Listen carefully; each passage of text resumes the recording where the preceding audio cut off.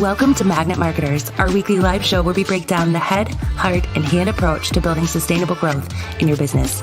During each episode, we share actual client marketing best practice examples, strategies, and tactics that will help you generate real results. Our belief?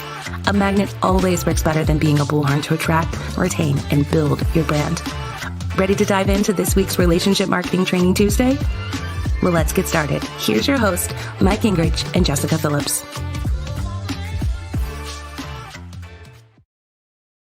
All right. Hello, and welcome to this week Training Tuesday Live. We're Magnet Marketers, where our goal is always to help you become a magnet with your marketing versus being a bullhorn. And today we're talking all about my favorite topic, relationship marketing, the how and why to incorporate a relationship marketing plan into your business. And we have a perfect guest with us to talk just that.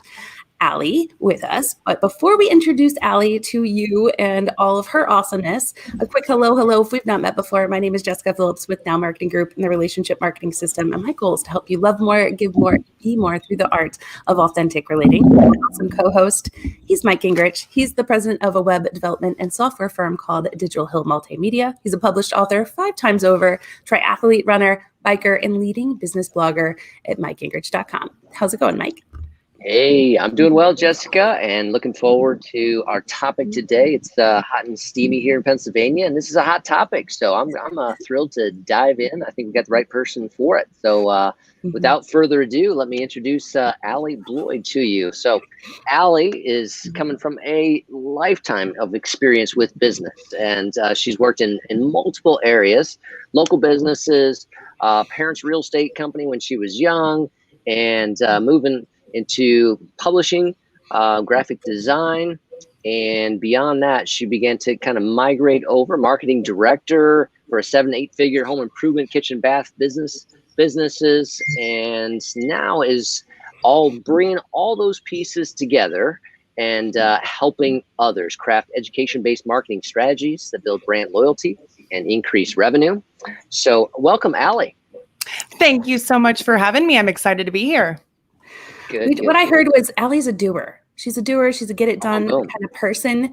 And I know, Allie, we got a chance to meet at Social Media Marketing World officially in person. I've seen you online, but I know that you have a reputation for working with a lot of small, medium-sized businesses and really helping them get stuff done. So Absolutely. What made you decide to go out on your own, first of all? You know, I had always had this inkling that I needed to be a business owner and that was my destiny. Probably since I was about 19 years old is when it was really very clear to me. It definitely took a while for me to get the confidence and the courage to really take that step. I had tried to start, different types of businesses along the way. Ironically, though I've been in marketing since I graduated from college, I never thought that the obvious step was to start a marketing business. I think sometimes, we can't see the forest for the trees, but it finally clicked one day that why not do what I'm already doing, but do it for myself? I don't need to sell a product. I don't need to create something, a brand new invention to be able to be in business for myself. I need to do what I'm doing already, but take it to a larger group of businesses so I can ultimately help more people. And so I did that 3 years ago, and it was the best decision I've ever made. It truly is something I wish I had done earlier, but at the same time, all of the experiences that I had leading up to that point, I firmly believe prepared me for the day when I did decide to go out on my own. And ultimately, it's been getting better and better every month and every year since. So if I had not taken that step, I have no idea how much farther behind I would be at this point. So I think it's a really good reminder for people to just take a look at their own skills and their passions and what they're doing and figure out how to take those things and ultimately serve more people and make more money in the process and be happier. So that's definitely what I've done and really, really love it. I'm passionate about helping small businesses and other marketers as well who are working with small businesses. I feel like it's something that they're really struggling a lot right now, especially over the past year. They've been hit with a lot of curveballs. And so being able to help them overcome those things is something that brings me a lot of fulfillment. And I'm glad to be able to help them continue to stay in business, but also grow in the process, not just stay stagnant. Excellent, excellent. And let's see, you kind of create some educational courses as well. So do you have a specific area that you focus on with those? Yeah, Facebook and Instagram ads has been something I focused really heavily on since I started my business. And then ultimately for years before that, while I was working as a marketing director. So I've realized that Facebook and Instagram ads is really not a standalone thing. It ties into so many different areas of business because you have to have a great offer. If you want someone to become a lead, become a prospect, an appointment, a call, or a sale, you also need really strong back-end follow-up systems. You need educational content to really warm up your audience, build trust, build credibility. So it doesn't really exist in a vacuum. So ultimately, even though that is a really big focus for my mentorship program and my courses, we don't just focus on those things. We focus on that, but also all the other elements that tie into it. So ultimately, if you want to advertise on YouTube or Google or networking or live events or anything that you're doing, they can all work together with one system because you've got the right parts and pieces in place. Got it. The integrated system. Now you said a lot there with just describing kind of, the deeper processes. And so I kind of want to dive into that as it relates to relationship marketing, because you mentioned, building trust and even kind of the back end support system. So, I mean, those are two we could just talk about for a while, right? But yeah, absolutely. Yeah. What do you want to say about the need for building trust and how you go about that and how that relates to that support? Or even what got you interested in relationship marketing, in the how did you kind of come to be because you said, I realized it's not just one of those things, right? And I feel you on that so much. You can't just do social without a good website or, one or the other. How did you put that together first? Yeah, so this is something that I really started doing at my very first position outside of college. And I didn't really understand what it was at the time. I was just doing it. And then kind of like I mentioned before, really all the experiences that I had over the next couple of years, I was able to look back and see things that consistently worked, even in these different areas that I was participating in terms of marketing and sales. So when I was 21, I got a job at a publishing company. They did trade magazines for local businesses. So they had different verticals that they would create magazines for. They would send out the magazines for free to all of these local businesses, and they would sell the advertising to produce the revenue. So these were very content heavy trade magazines. A lot of the magazines that existed in these different industries, they were, really just advertising and maybe a good point or a tip here and there. And so their goal was to make it extremely beneficial and content focused and helpful. And so I was hired originally to do the graphic design and the layout and create the ads for that business. But ultimately, I was asked by my boss at the time if I wanted to try sales because they were launching a brand new magazine. And, he thought I would be good at it. I had thought I would never want anything to do with sales at that point. But I realized very quickly that all sales is relationships.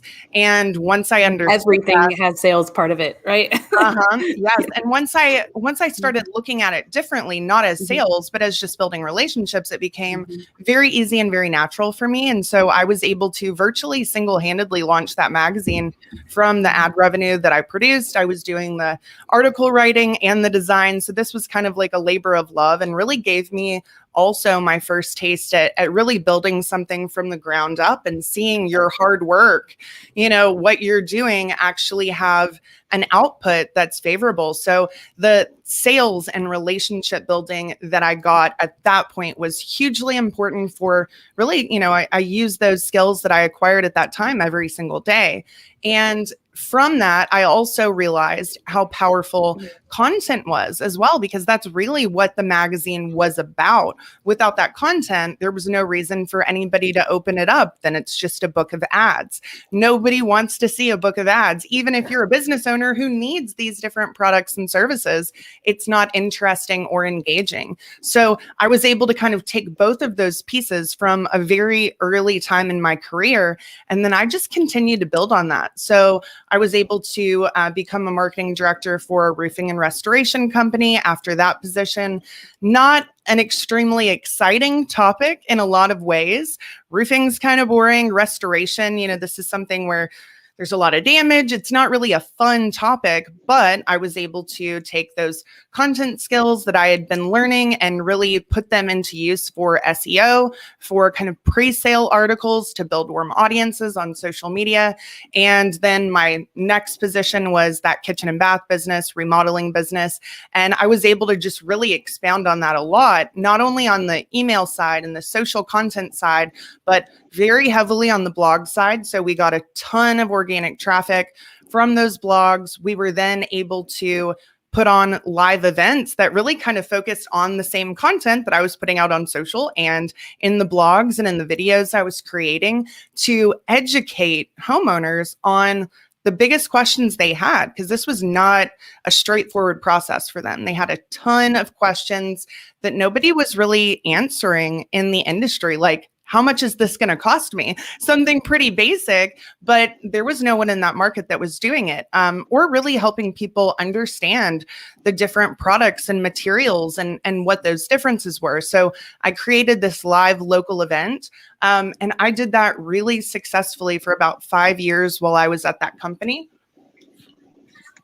And I learned so much from doing those events. But probably the biggest thing was, especially when you sell something that's high ticket, high dollar services or products, or something that requires a lot of trust to purchase. These are people that are going to hire someone to come into their home to demolish their home in a lot of ways. And you really have to trust that this is somebody who knows what they're doing, that they're not going to cut corners, and that you can trust them to do what they say they're going to do. And the live events was incredible because I think it kind of tied everything together. We advertised them on Facebook and Instagram through ads. We got people then to come in person, because I think that especially with small businesses, there's this idea that if you do digital marketing, then it's kind of, taking away from that local bricks and mortar type of feel. But really, when you marry the two together, that's when you find the sweet spot. So using the ads to generate people to come to these events, to remind them about the events, get them to actually show up. And then you're in person and you can share this awesome content that they need, which is going to build trust because you're sharing your expertise, you're sharing testimonials and photos, but you're also giving them much deeper information than any other business in the area. So it kind of sets you apart in terms of your credibility because people just simply believe that if you're willing to talk for an hour and a half on a topic, you probably know what you're talking about. If you're able to give them, resources and worksheets they can take home, that's something that's very helpful. And those worksheets are things that people would use and they would keep in their home for a long time after the event, just reminding them of that business.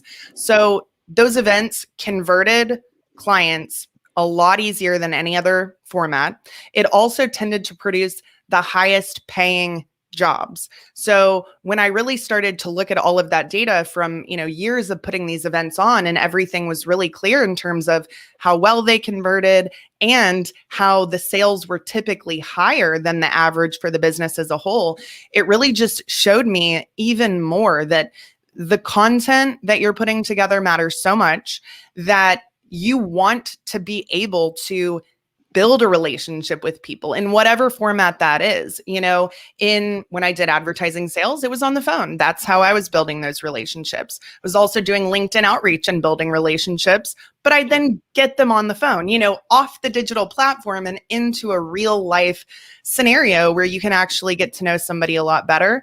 And then at those live events, taking people from social media, bringing them into the showroom and being able to build those face-to-face relationships that ultimately allowed the company to profit very significantly. So when I started my business, those were things that I automatically wanted to continue doing. It feels really natural to me. This is something me and Jessica have talked about quite a bit, that relationship marketing feels good because it's about getting to know someone genuinely, wanting to know what their problems are, wanting to offer them real solutions, not just trying to sell someone something because you want to make a sale. I would never want to sell anyone something that I didn't believe was a good fit for them or that would actually help them with what they were looking to achieve. And so being able to take these amazing online platforms that we have today and really just expound that reach so greatly, more greatly than we've ever been able to do before. It's something that has allowed my own business to grow. And then those are things I also help with, my clients and my students in my mentorship program. So just being genuinely interested in people, building those relationships within your industry that allow you to get speaking opportunities, get feature opportunities, cross promote, have great referral relationships. So there's so much that it can do for your sales, but there's also a lot that it can do for your individual credibility and brand awareness. And, when people are looking for someone who does what you do, if you've taken the time to really build a relationship with somebody, either online or offline, you're just naturally going to be the first person that they think of. So I've really been able to see this work in so many different ways over the last 10 years. And it's something I love talking to people about. And I love really helping them take this concept and actually put it into a strategy, because I think that strategy portion is where a lot of people tend to struggle a little bit, which I'm sure, Jessica, you know pretty well. So that's kind of it in a nutshell. It's just been something I think that was intuitive to me, but my different experiences have allowed me to really just test and try things out and see what works and see what doesn't. And as long as it always comes from a place of genuinely wanting to help someone, I think it's going to be successful. Yeah, definitely wanting to help someone. That's the big key, and knowing who that person is. And I think you mentioned this early on, and we say this a lot, Mike, on here too, is starting from the inside out. And that's what Unfiltered will be about, right? Like Social Media Week Lima, which you will be a speaker at, which yay, talking more about small business and the truth and those hard conversations that you have to have, and the truth, the unfiltered truth of small business and marketing and what it looks like today. So if you guys are interested in finding out more about that and just Allie in general, definitely type a recap in the comments here. So you will get automatically subscribed to the blog that we will be pushing out on relationship marketing and on Allie and how you can find out more about Social Media Week Lima happening August 11th and 12th. Both Mike and Allie will be there. They'll get to meet in person for real for the first time as well. But as you mentioned, Allie, starting from the inside out, this, the thing you can't hide, you can't, that's what's going to make you stand out and really get in touch with who your audience really is, who you really are, what's going to make you stand out, what are those things that you can do, and what strategy can you put in place that feels good while you're doing it, and how you can help others. Are you going to share the price? Are you going to, share those how-to articles? Are you going to do it in video? Are you going to do it in blog format? What feels good to you?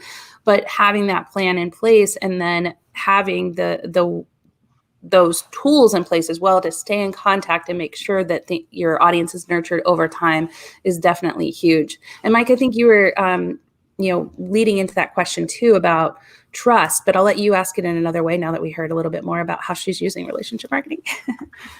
Yeah, no, I think that I just want to hear a little bit more about, if there's any, you're talking about, social media and those types of pieces. So for somebody listening today who is kind of resonating with what you're saying, but saying, okay, now practically, how's a good way to implement that? I'm thinking social media post and trust.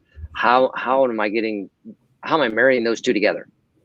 Yeah. So there's a lot of different ways it can be done. You've got your organic strategies, and then you also have your paid strategies. And there's some overlap, but I see them in two different buckets. So when I first started, deciding that I was going to go out on my own and start this business, I didn't start promoting myself the day that I started my business. I did it as soon as I knew that this was something that I wanted to accomplish. And so one way that I did that was through Facebook groups. And Facebook groups are a great place to be able to share quality content with other people who have a similar passion or interest that you do. I think we've all seen those people in Facebook groups that are not doing that. They're just trying to directly promote themselves and get sales. And I just don't really think anybody is very interested in that. I've never really seen that work for anyone. And so it comes down to, like you mentioned, Jessika, knowing who your ideal audience is, number one, because if you are going to create any type of content in any type of format, it's got to be something that speaks to the people that you ultimately can sell to or help. And it's got to be something they actually want to learn more about. So I really realized that testing different types of content in different formats was something that I had to start doing. So storytelling is something I really enjoy doing. And that's always been a great format for Facebook groups particularly, but also for just organic social media content, because it pulls people in and it hooks them without them really knowing what you're going to be sharing at the end. And so that conclusion or that lesson learned from those stories can be very helpful and valuable, but it's also enjoyable for someone to read. So that was a format that worked really well. Also, sharing wins and successes and case studies. So this is a way that you can kind of do a little bit more direct selling without feeling salesy or spammy, because you're simply showing people what's possible. And as long as you're going to really kind of walk them through what allowed you to achieve those results, things that they could take and implement into their own business or whatever it is that you help them with, those are things that really can get people's gears turning and show them, hey, maybe this is possible for me, because limiting beliefs is something that in every industry, whether it's a product, service, high ticket, low ticket, everybody has those, and you need to know what they are so that you can try and overcome them. I think the other thing was really just engaging with others' content. It's one of those things where if you want to be a friend, or if you want to have a friend, you need to be a friend. That old saying, it's the same on social media. You can't expect to never comment or encourage people or support people and then have them do that to you. So the more that you can go out of your way to answer somebody's question, if they're posting and they're looking for support or help, or even just, sharing their successes and their wins, those types of things, they really go a long way. And I can just look back over the years and the people that I talk to online all the time, that's really just how it started, just learning from each other, supporting each other, and you start to build just a much deeper connection. And also sending people messages can be great, like getting to know them in a different format. But it's also a huge mistake that people make consistently is, I get probably 10 of the same exact message every day on every platform. And who's sending out these copy and paste templates that all these people are somehow finding, using bots, using things that are not genuine, that they're not real, they're not organic. And most importantly, it's all about them. It's never about you. It's never a genuine, I'd like to get to know you. Like, I really want to ask you questions to dig deeper. And I think that that's also sometimes done, but it's done in a way where, they're asking you this one question and then they're just going to try and sell you. Especially when they spell your name wrong or put a wrong name in when they reach out to you. That's my favorite. Yeah. And, things that, like, if you just clicked on someone's profile, that information is readily available, yet they're asking you what you do. If you've got that info, that they, there's no genuine desire to build a relationship. And so sometimes you just have to think about the long game. It's not about who you can sell to. A lot of times, like, the best connections that I've made have been within my industry to people that I will never be able to sell to. Exactly. They do similar things that I do, but maybe it's a complementary service. And those relationships will never profit from me selling to that person. I never need to, I never want to. It comes from people trusting you, believing that you have integrity, that you're good at what you do, that you care about delivering what you say you're going to deliver. Because anytime somebody's going to send out a referral, their name is on the line, it's on the hook to make sure that this person is legit and that you're not going to refer somebody into a bad situation. So if that person doesn't have trust with you, they're not going to go out on a limb for you and refer you to anyone. And so or worse, they're going to say, don't hire that person. Absolutely. And you want your reputation in whatever industry you're in to be good. Not just good, you want it to be great, because that's how you've got that longevity in your business, and people, they know about you before they ever talk to you or see you or hear you. And so it's automatically going to kind of put you in a different category from those that are only direct response all the time, only about selling, never about the long game. So I love referral relationships, referral partnerships. Exactly. That's marketing. I think sometimes people confuse marketing with sales, but that's marketing. People knowing about you before you meet them, and they feel in a positive way about you. And I love two other things that you mentioned really quick. Is that, and it was beautiful because you mentioned about storytelling, which we had Linda Olson on 3 weeks ago, I believe, here. And she was all about story and how to create the story in your business. So if you don't have stories in your business, and I'm talking about real stories, and she did a beautiful job telling stories here. She has a TED Talk that's like one of the top TED Talks. It was amazing about with her story. So I highly encourage you to check that out at nowmarketinggroup.com/blog, or just click on the blog on our website. She did an amazing job on that. And then also what you said about engaging with others in order to get engagement. Judy Fox was on last week, and she shared amazing examples of how to do that as well. I love that you're hitting on all the same things that the experts have hit on. So we know all you guys are right on the money. When they all come together. Yeah, exactly. That when people share the right thing to do and how to do it. So definitely another example of checking out because these people know what they're talking about, and it's all good advice. So I love that you shared that. But yeah, that's what marketing is, and I love that you are sharing the right way of doing marketing, because it does feel good. We talked about this quite a bit. So it not only feels good, but it does help you generate sustainable long-term growth with relationship marketing. And Allie, I love that you are passionate about this. And I know we could talk about this all day and then some. I know we figured this out when we did your podcast together. We're like, oh shoot, how long is this? Because I know. But where could people find out more about you and connect with you online? I know we're going to put that in the blog, but if they want to learn more about you after this.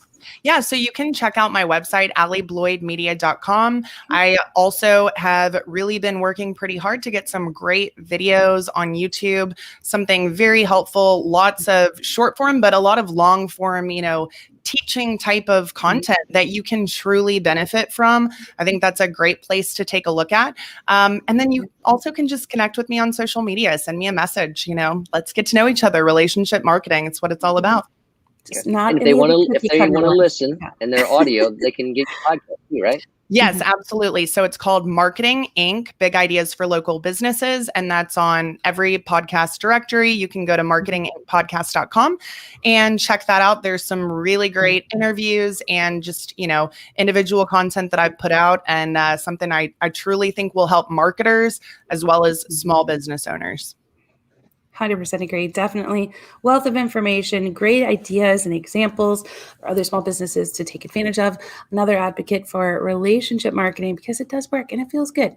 Again, if you want the recap of this and all the links to Allie, feel free to type recap in the comments here, and it'll generate an auto response to get you signed up for that blog that will go out tomorrow. But Allie, this has been amazing. Again, I could talk to you about relationship marketing all day, and I can't wait to see you in Lima, August 11th and 12th, Social Media Week Lima. If you've not got tickets yet, please visit sociallima.com. And there's still some tickets available and a few VIP left even. So definitely want to check it out so you can see Mike and Allie in person, along with some other amazing people. Yeah, thanks so much for having me. This has been great. All right, thank you guys. Enjoy the rest of your week, and we'll see you back here next Tuesday at 4 p.m. Eastern Standard Time for Magna Marketers. Bye-bye.